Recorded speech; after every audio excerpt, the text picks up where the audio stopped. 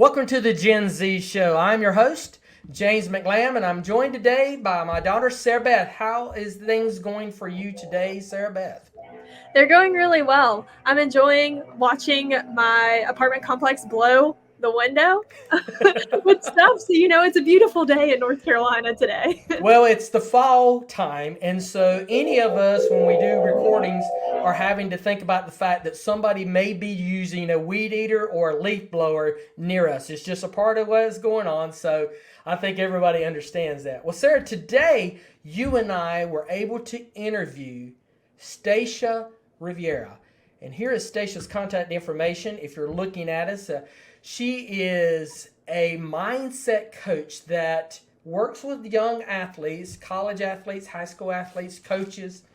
But one of the things that makes Stasia so unique is she has done an extensive amount of study and research on the neuroscience behind why we think the way we do and how it affects young athletes' mindsets. And I was just blown away from the conversation. It was just an amazing conversation. What is one of the takeaways that you gained from that conversation? Well, so as a former athlete, I gained insight a lot to how I think and process things and why I do what I do when I'm in stressful situations. And so what was really cool, in my opinion, was how it just translates to every other aspect of my life. She talks about Amen. how we have relationships with people, how we interact with situations around us, how we handle stress, how our personalities change based on our situations. It was amazing. It was simply phenomenal, the conversation, and it was one of our more in-depth ones. And if you're looking at the time of the podcast, you're saying this is one of your longer podcasts. The reason we cut it, I felt like I cut it short. Oh I yeah. felt like that we could have gone another hour just as she said, geeking out about this. This is simply amazing, and for me, I'm going to be reaching back out to her to learn more about how I can better understand this to help the youth that I work with, and I encourage you as well. You're going to love this conversation. You're going to want to save it. You're going to want to share it with others. So, Sarah, let's just stop talking and get to our interview with Miss Stasia Rivera.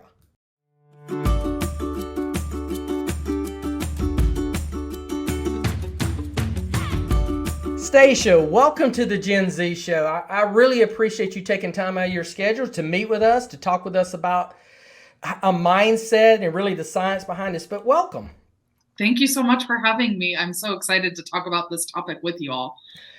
Hey, and we need to do a shout out to our mutual friend Jeff as well, because he connected us. So I'm actually going to send him a text after this is over with and thank him for that, so that he can do this as well. But Stasia, you and I have talked, but our audience may not know who you are.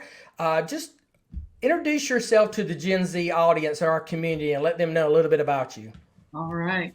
Well, hello, everybody. I'm Stasia Rivera. I live in Arizona, and I work with the neuroscience, and I am working with athletes, but I also teach this to pilots. And we're basically focusing on how to optimize performance, how to help people with these high stress situations that we're in and be able to navigate it in a way that's backed by science, but also a lot of what we were just talking about, the motivation, how do we make things happen? So that's the area I live in, and I'm really excited to talk more with you about it. Well, I love the fact that what you just said, that you're tying the science behind positive motivation, positive mindset, and explaining that.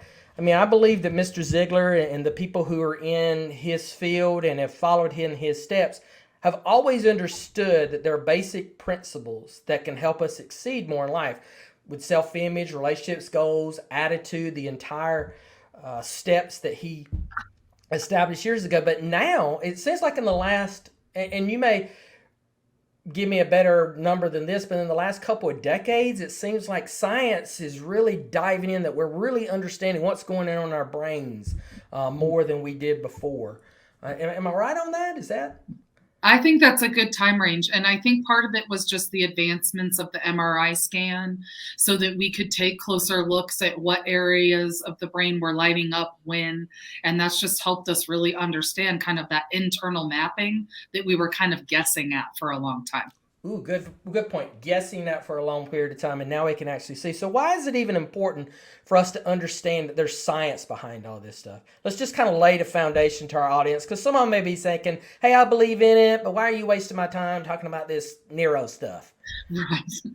I think it's a great point. I think, prior to this, I was a trauma therapist, and I worked with people that really had complex trauma and addiction issues. And part of what happened in my counseling career was I realized I needed more information. I needed more proof about why we were doing what we were doing to help people kind of be, I think, motivated, convinced to feel safer about changing. And so what I've noticed is for a lot of people, when they have the evidence of why we are the way we are, it starts to just kind of knock down the dominoes of whether we're going to believe in something enough to change. And so I was one of those people. I needed the proof. And I've encountered a lot of other people that need that proof to really believe in the reasons why they're going to change. And to have the proof that they could actually get the results that they want, because it's right there. It's like, here, we have these dots connected. And so that's kind of where we really took a deeper dive, and I kept on going on the neuroscience train. Well, tell us a little bit about how you connect the science to the people that you train. What is that process? Because some of our listeners may have young athletes that they want to help get in this mindset. Or I'll put it this way. I was thinking about this when I was thinking about our conversation, that when I was coming along as an athlete, here was the extent of my coach's motivation. Get your mind right, boy. Get in the game. And that was it. Yeah. But now we know it's a lot more complex. So share with us a little bit about how you work and how you were able to bridge that gap between where we were and where you need us to be. Yeah. I was coached very similarly, and I also ran into those edges when I had days I couldn't get my mind right, and so where I started bridging this was I was a former athlete, but like I said, I also helped people recover from some really significant life-changing events. And where we really simplify the sciences in 3 areas, and these are 3 areas that I went on and spent about the last decade learning. The first one is helping people understand their actual survival system, their nervous system, and how, if that's offline, they really can't think their way through a problem. And we also know that the front part of the brain, our frontal cortex, you don't need to know that, but it doesn't develop fully until we're about 27. And most of the athletes we're talking about are far younger than that.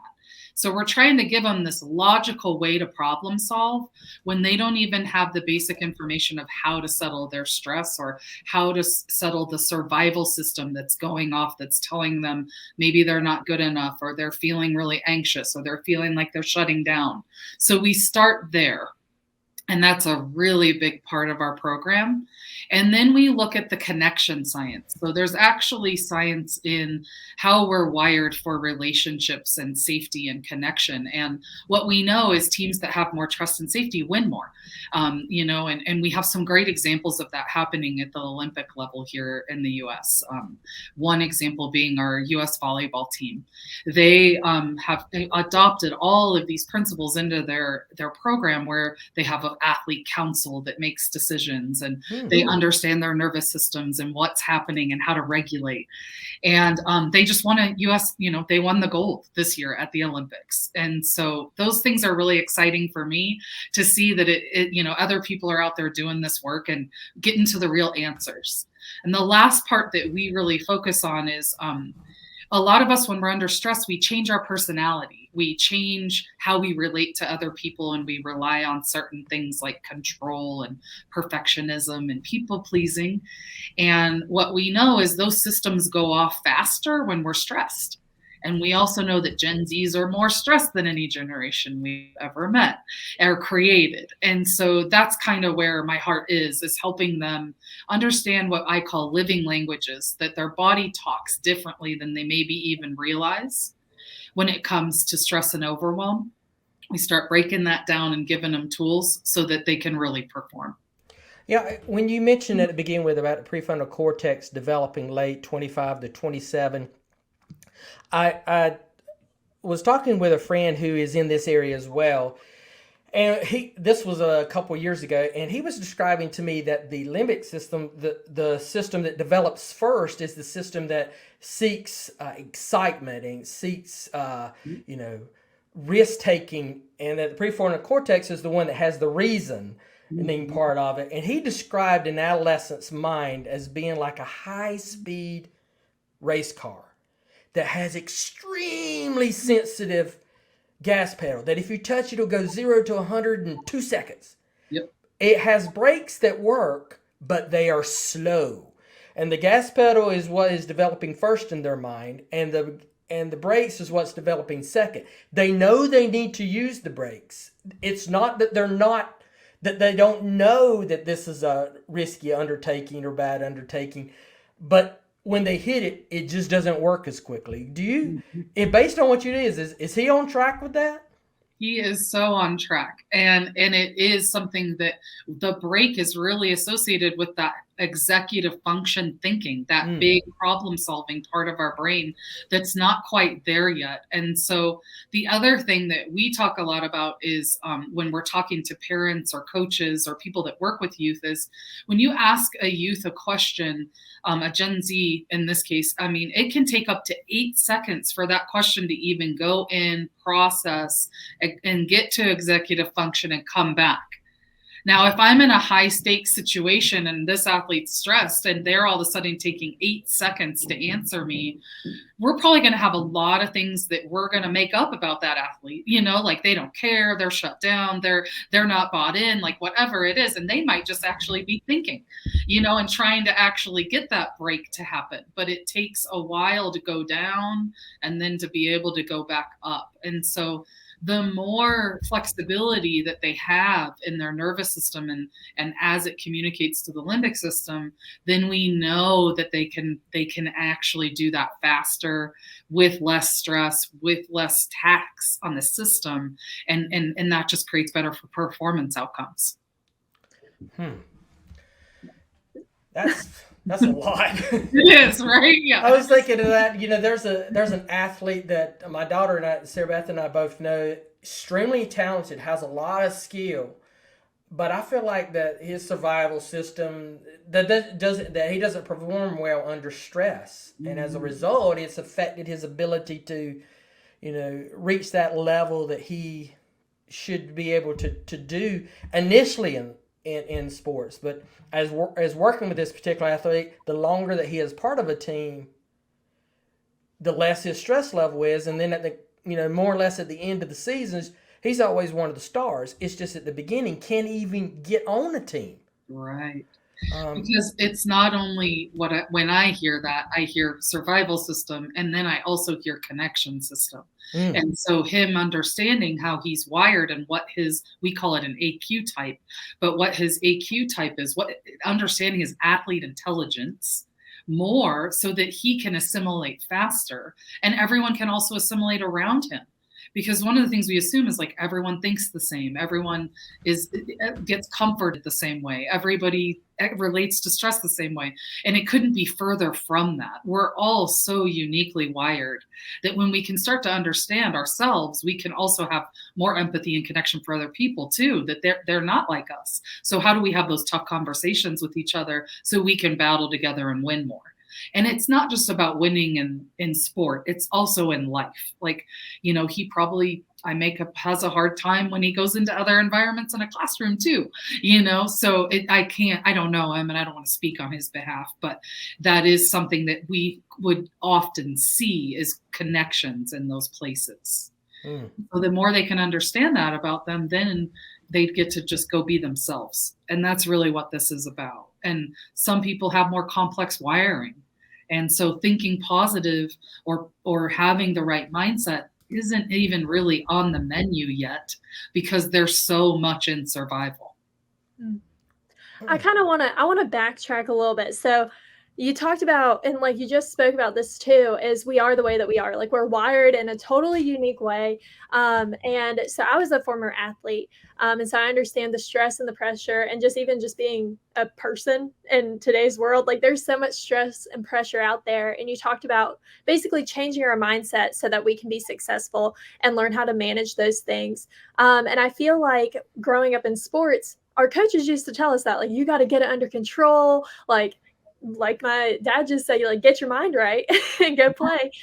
Do you have any practical tips for like how to actually do that when you're under stressful situations? Because I feel like a lot of times, for me especially, I don't even think about how I handle things until I'm in that situation and I'm like, it's too late. I don't know what to do. Yeah, it's such a good point.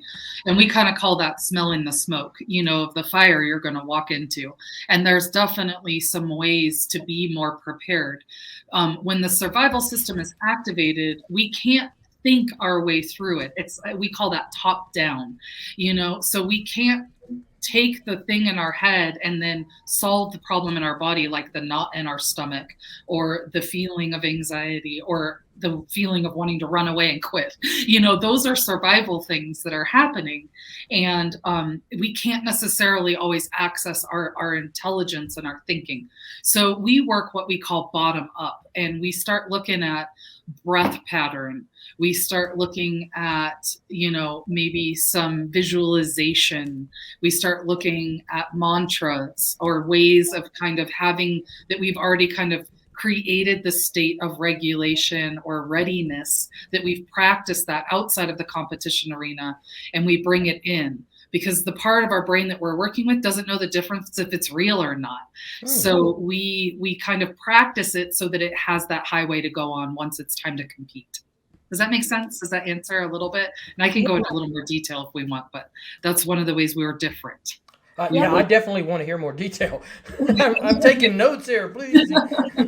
Yeah. I mean, so specifically, we want to start to understand the way that the nervous system communicates, and the nervous system, the survival system, communicates with emotions and sensations. Things like, I feel tightness in my chest, I feel excitement in my chest, I'm ready, so that's the way that survival system, that's part of the limbic system that you mentioned earlier, that's how it communicates. And if we don't understand the language of that, or how to actually talk back to it and work with it, that's what ends up sabotaging performance. Wow, that made me think. When I was in swimming and stuff, actually, Dad, you shared this quote with me of how your body will quit when you're like full capacity. You're only at like 20%. You still have 80% left to give because your body's like, we're in survival mode. So are these tactics that can help you access that 80%? Because I feel like a lot of times people are like, yeah, like I'm not actually done, but your body just kind of shuts down and you don't perform as well. Yep, exactly.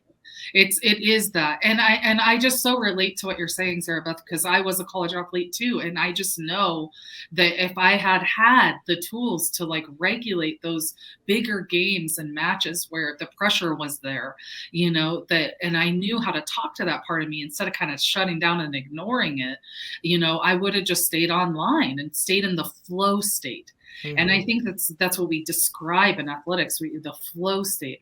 People act like it's like this magical land that somehow spontaneously arrives. And when in fact, if we went and studied flow states, we would see there was more regulation on board. The person was able to work with the stress response. The person was in emotional, hygiene and intelligence and able to interpret their emotions correctly, and all this stuff was happening, and then flow got to happen. So what we really believe here at AQ Athletics is we can replicate those states. We can prime and practice what needs to happen. And there's examples of how we even coach teams in this way. We took a team that was 50-50 in their win-loss column. They increased by 25% wins the next season. Now they're ranked in the top 10, actually top 5 in the country. And it's all based on the communication and the way that they gave each other some space in this area. In fact, like when this coach calls timeouts, he sometimes won't even address the team. They just go work on putting their own oxygen mask on, is what we say. And like really kind of feel your feet on the floor and how are your thoughts and how is your survival system doing? And so they go do their work around the water cooler, and then he comes back and gives them one task. But what we tend to do when athletes are stressed is what? Overcoach, more feedback, tell them more. Come on. And then they're like, they're either like shutting down or feeling really anxious or agitated, and that's part of our survival wiring. We kind of had one of two highways. And so even down to the point of how do you coach that athlete that's frustrated versus how the athlete that's anxious. We really overcoach the anxious athlete. Do you think as generations have progressed that this is becoming more prevalent, them feeling more stress? Because when we were talking about this, I was thinking about my own experiences in high school as an athlete.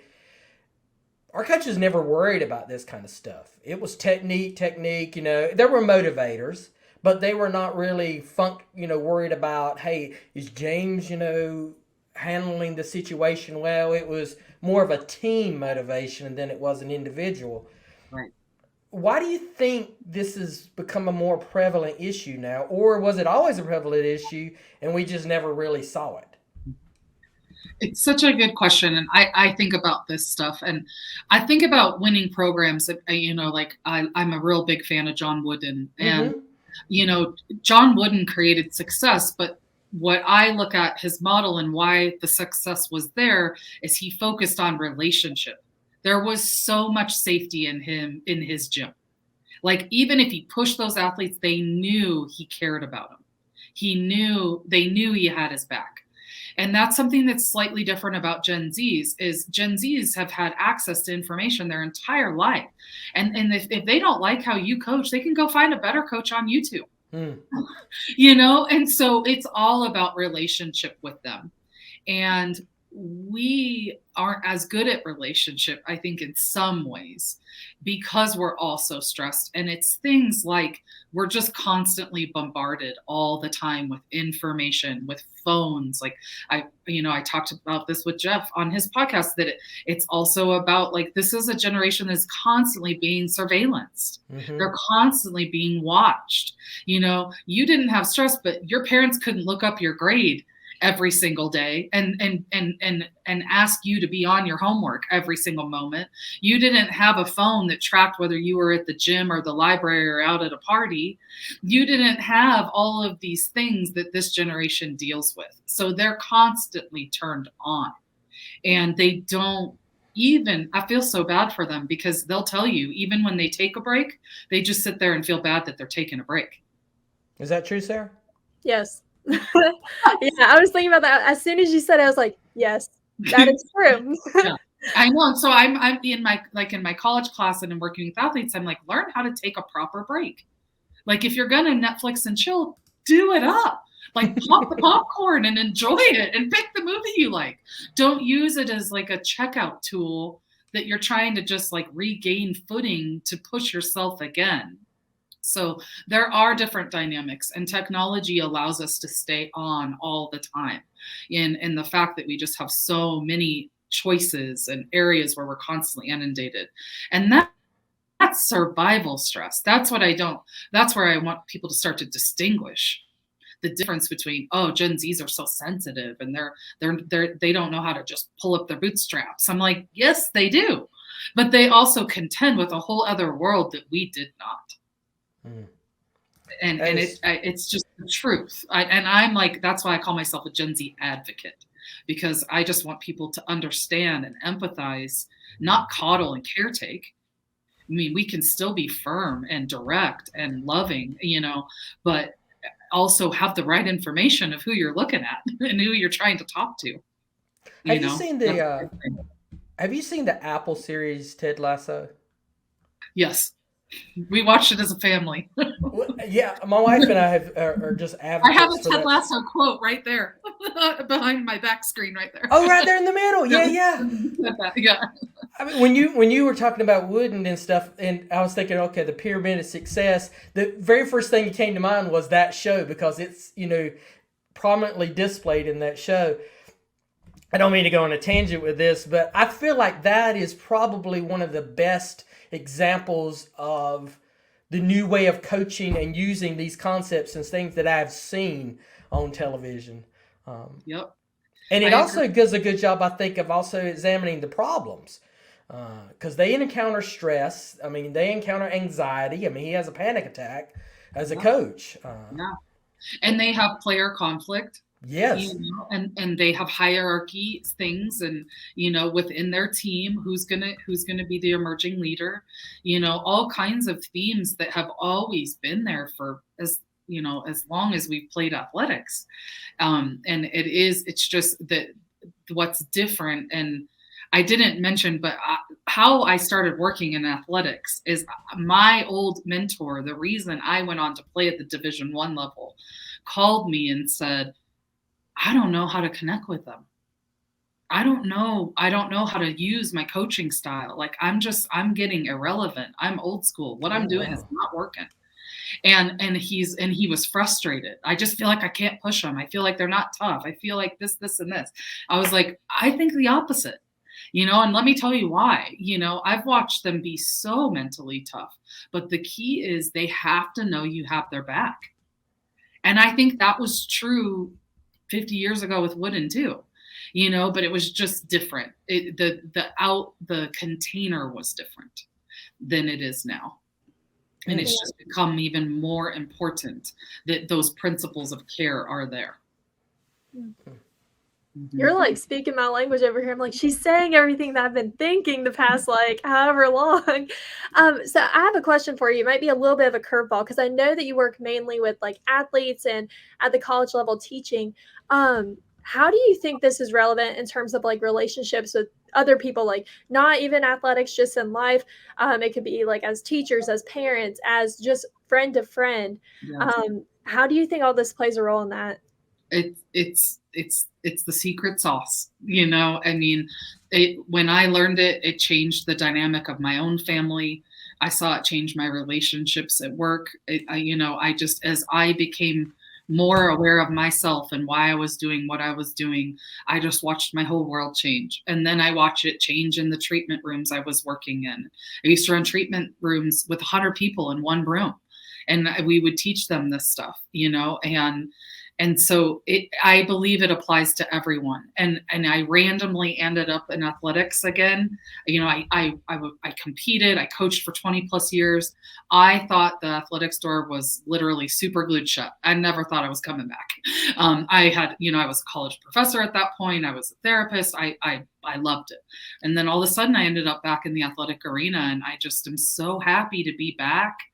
And every athlete I talk to, it just says like, where was this when I played? Like I would have been such a game changer. And in doing that research and talking with my former teammates and people that had competed at the college level or high level like you, every single one of them just said, it just really wasn't as fun as I wish it would have been. And I feel like if we can just support people to really understand these aspects, that the joy and the fun and the reason we do it could come back too. And I see that happening in these teams that I work with. But I think it applies to everybody. And I just, honestly, I feel like I can't move fast enough. Like I can't get it into enough hands. Do you think the competitiveness or stress that we placed on our young athletes and on youth, even millennials, Gen Z, has added to this, with travel teams, with competitiveness? That's... Yeah.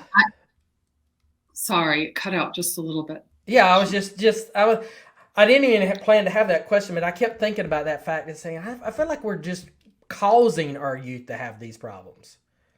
Right, because it's part of that stuck on, and so what we need to do is really help them learn how to recover and how to prioritize what they're committed to. But if my gas pedal is on and I'm trying to be a 4.0 student, I'm trying to get the college scholarship, I'm trying to do every extra thing that I can to gain an advantage, then our nervous system is made to go up in stress.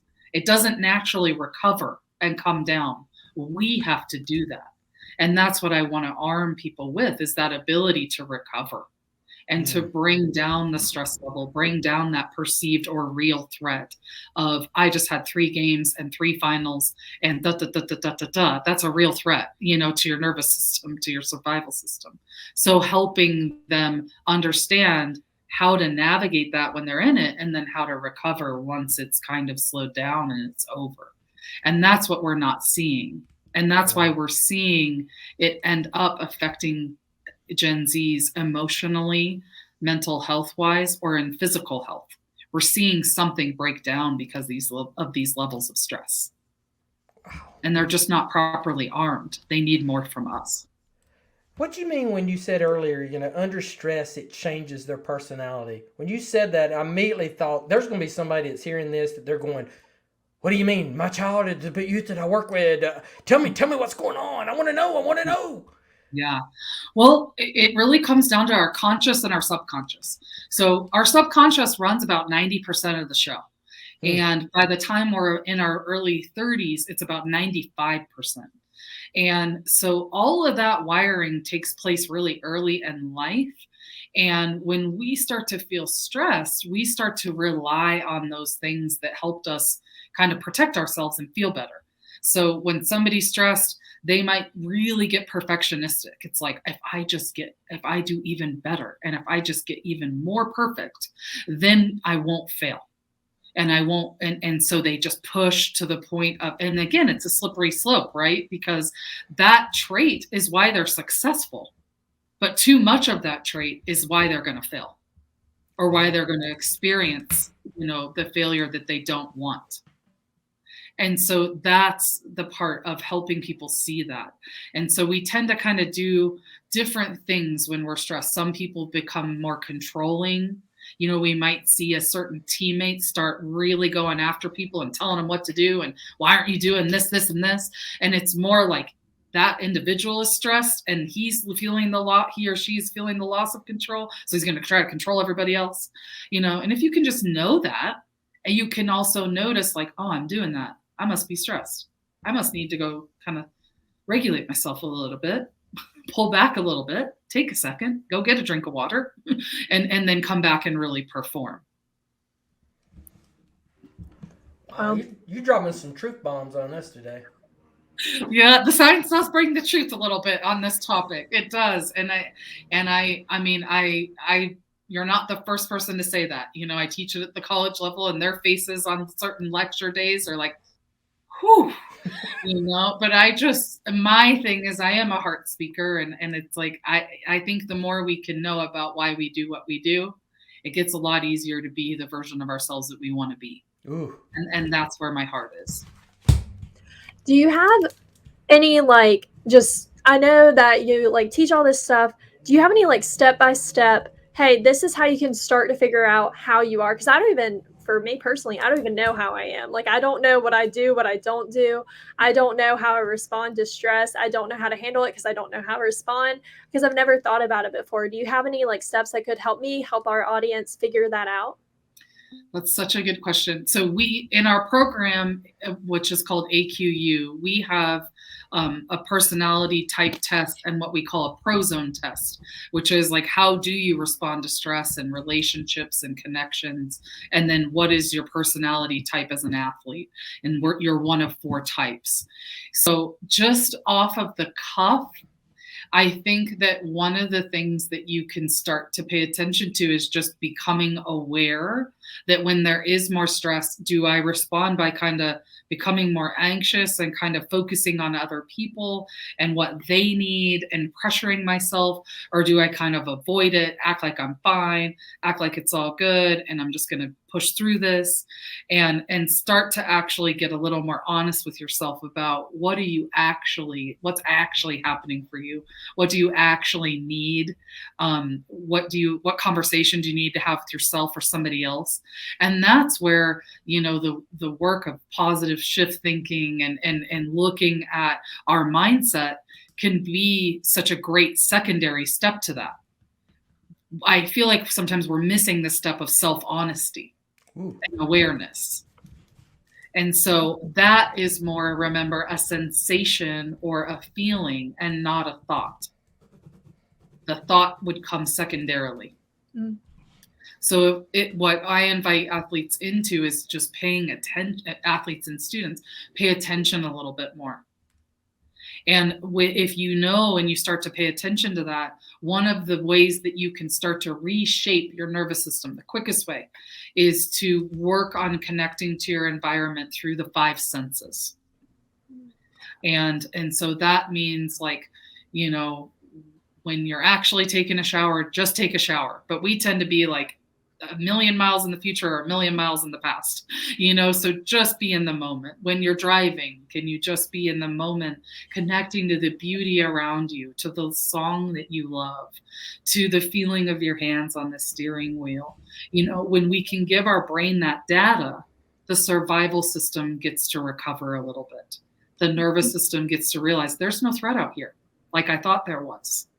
And some of us are rolling around not even knowing that the world feels pretty darn threatening all the time, because we haven't connected to the data yet. We haven't connected to what our body's trying to tell us. Does that make sense? Yeah, it actually, you just click the pieces together. So I try to go to the gym a lot because I used to be an athlete. I'm not anymore. So I try to go to the gym a lot. And on Thursdays, I've started going to yoga. And we start off by just laying on the ground for 5 minutes. And she just makes us breathe and focus on our breathing. And she tells us, you're going to be here for the next hour. So there's nothing else you can do. So just focus on being here. And I couldn't figure out why I loved it so much, because I'm not flexible. Like, there's no reason why I should love it. But you just explained to me why I do. Yeah.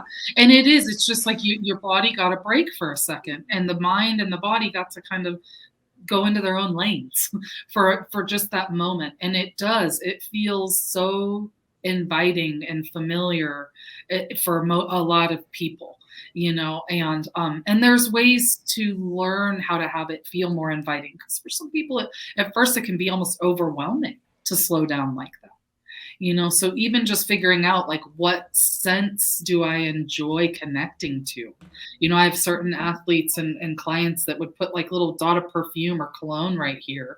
When they felt that stress come up, they just kind of itch their nose or kind of, you know, do something like this. And then it's just that thing that takes you from like a 10 to a 9 and then a 9 to an 8, you know, and that inside pressure that a lot of people report feeling. Or irritation, whatever way you relate to it. I have a friend that over 30 years ago, when he was getting stressed, he kept a blue card, just a solid blue card, like a business card side, in his pocket. And whenever he would go in he was interviewing for different opportunities and stuff, and before he would go into that, he would just take the card out, put it in his hand, and just stare at it. Where's my hand? Stare at it. And because he had read somewhere that blue was the most calming color, and this was in the, you know, late 80s, early 90s. So he was, you know, trying to find that stuff out, and now to see that there was a deeper science behind it than probably just a survey that said, hey, well, how did these colors make you feel? Which probably was what the research was then. Yep. Yeah, because he gave his mind a moment to catch up with the experience was happening internally, and then he was bringing in that feeling of calmness. He had done it enough times, and remember, that part of our brainstem, it doesn't know if it's real or not. It's just going to respond. That's why visualization works. You know, that's why breathing works. And the reason for breath is it's the quickest way to hit the biggest nerve that runs through our body. It's the way that we can do it as humans. There's other ways, but that's the fastest way. And that's why we're seeing these trends of mindfulness and breath work and all of these things. Meditation. And they're wonderful, but people don't. But what I find is then when people know why it works, they're more likely to be bought in. Right. They're more likely to stay with the habit. I think that's an important thing, especially in the information age. We want to know why you're telling me to do this. Exactly. Yes.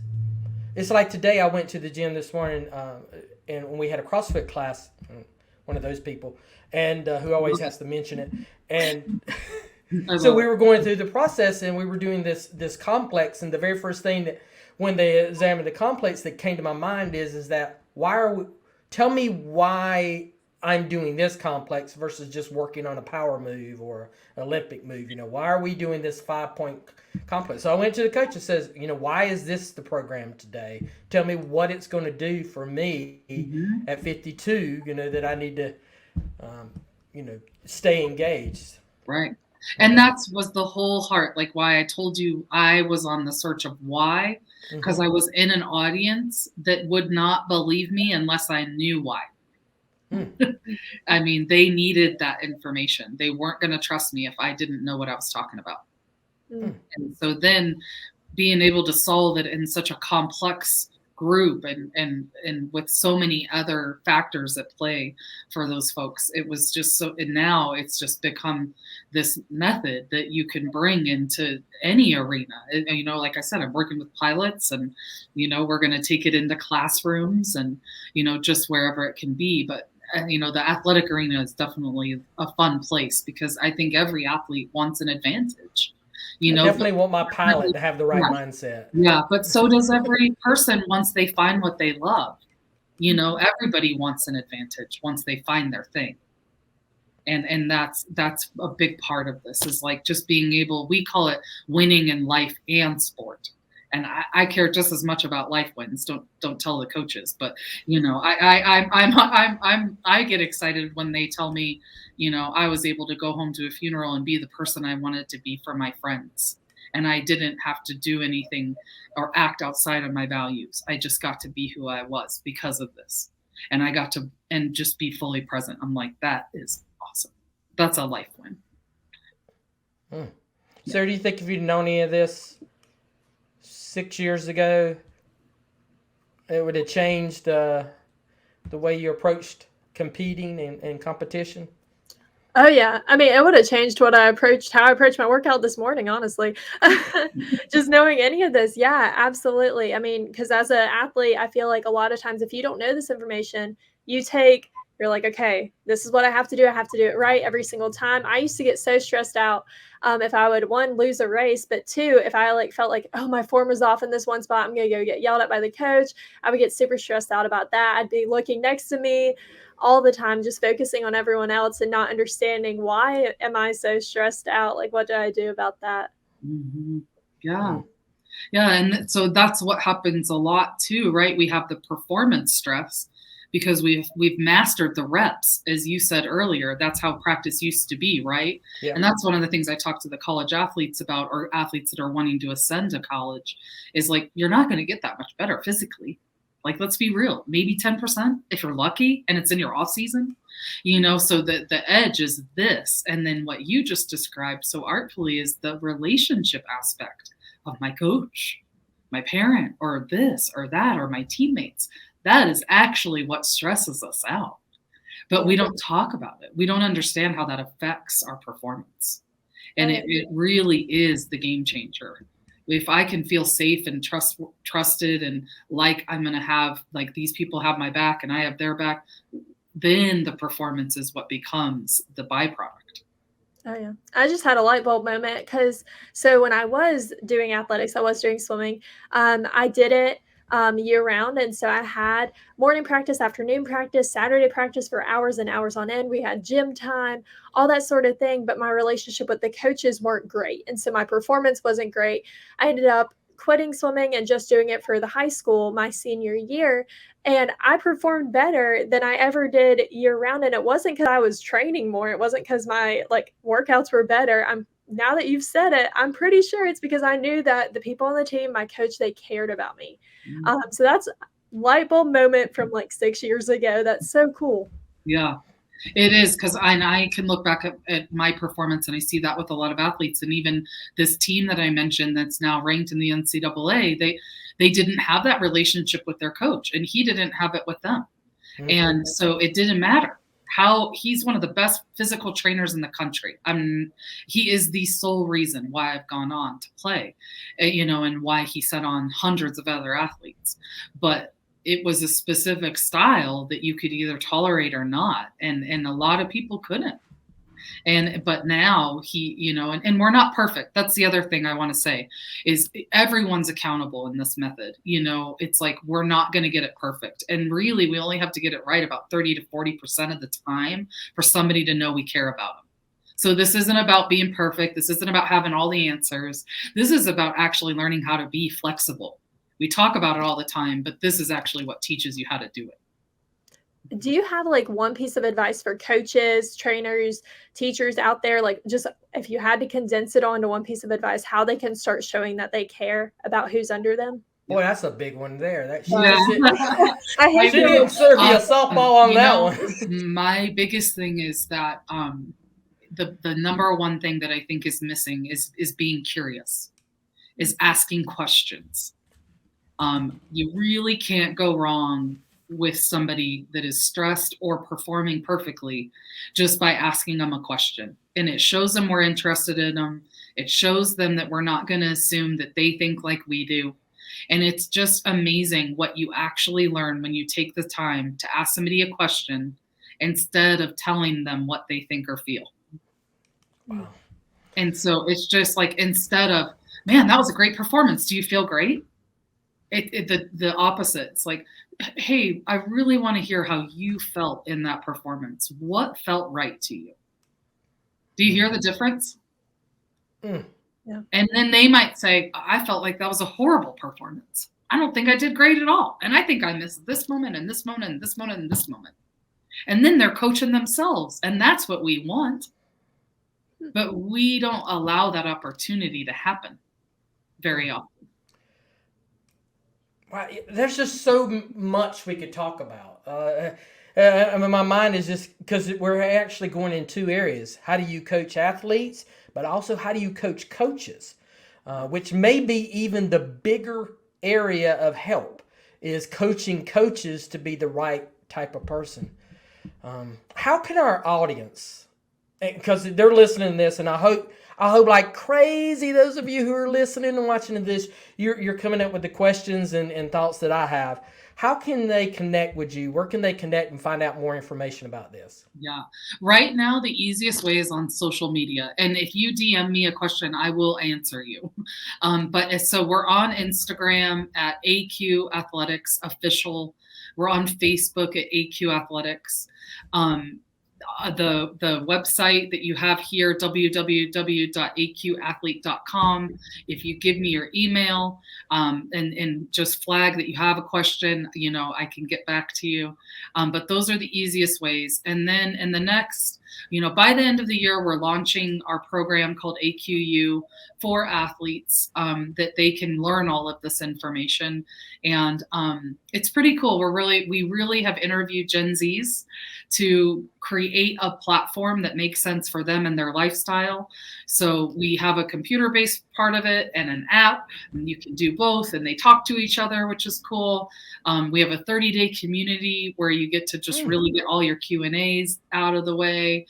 And that's me answering those things once a week, but there's also a community where you can fire off questions and we can get to you. And little reminders, because like you said, this is a lot of information, Stasia. Like, holy cow, how am I going to remember all this? So part of it is we're doing text reminders and email reminders and, little assignments throughout that 30 days so we can really nail the habits and the leadership aspect of this. And we say leadership with brackets around lead, because you got to lead yourself first. So, and then to address your coaching, like you said, we have a book coming out, just kind of finishing up the little details so that the coaches aren't left behind. And then right next after that, we're going to create the coaching program. But it really is everybody doing their job. It's not just on the coaches and it's not just on the athletes. It's just really learning this kind of information that we know is in these team environments. We all can name it and feel it, but we just now we can know exactly what it is and what we can start to do about it. Stasia, this has been rich. This has been very, very rich in so many different ways. There's so many things that are going on in my head right now that it's hard for me to even concentrate. My randomness of trying to get it on, keep from going on tangents on these podcasts is really been at work today. You know, how disciplined can I be to stay focused? Because every time you would answer a question, it would lead me to a story. It would lead me to an instance. It would lead me to a situation I needed to apply this in my own life and how I interact with the youth that I work with, my family, and how I work with the adult workers that I help coach that go into this stuff. Thank you so much for this. All those, your contact information and everything for our audience is going to be in the show notes. So if you're watching this, just look down on your YouTube channel. You'll find it there. If you're listening to this, just go back to your app and you'll find it in the podcast notes. There'll be links there for you to find your information. Thank you again for being our guest today. This has been great. And thank you for doing the work you're doing to serve Gen Zs.